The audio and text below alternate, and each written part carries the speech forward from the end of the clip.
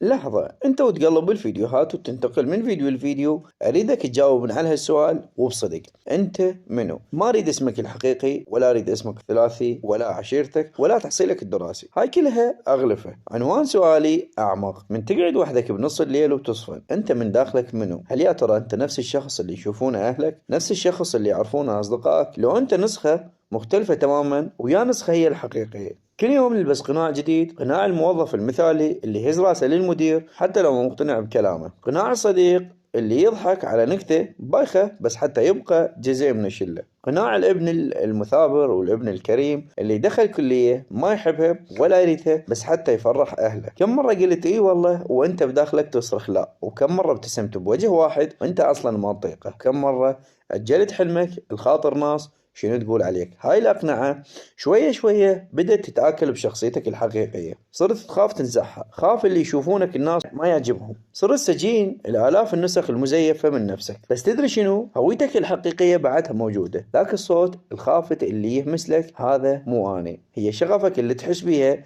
من تسوي شي تحبه بصدق حتى لو كان بسيط وما حد يدري بيه، هي أحلامك اللي كتبتها بدفتر قديم وضميتها عن الكل. تريد تعرف نفسك؟ الموضوع مو فلسفي أبدا، بأسئلة بسيطة راح نقدر من خلالها نكتشف شغفك وقيمك وأحلامك بنقاط بسيطة. شنو الشي اللي من تسويه تنسى الوقت وتنسى الأكل والشرب وتنسى كل شي؟ هذا هو شغفك، احتفظ بيه واشتغل عليه واتعب عليه كلش هواية.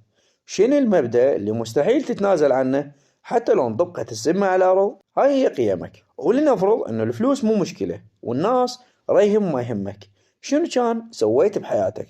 هذا هو حلمك، أيضا اشتغل عليه وتعب عليه كلش هواي، وجاوب على هاي الأسئلة بصدق بينك وبين نفسك.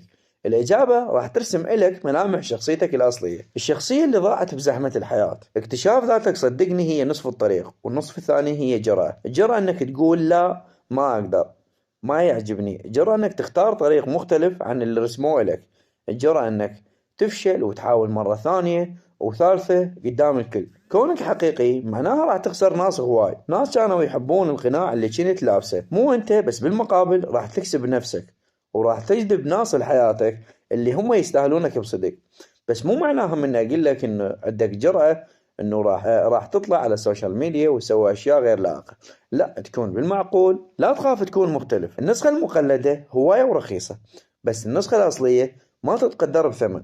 فالسؤال اللي بدينا بيه انت منو صار واضح هسه. السؤال الحقيقي منو تريد تكون؟ تريد تبقى مجموعة من الأقنعة متناثرة، لو تريد تجمعها كلها وتصنع منها وجه واحد حقيقي، وجهك الجميل انت.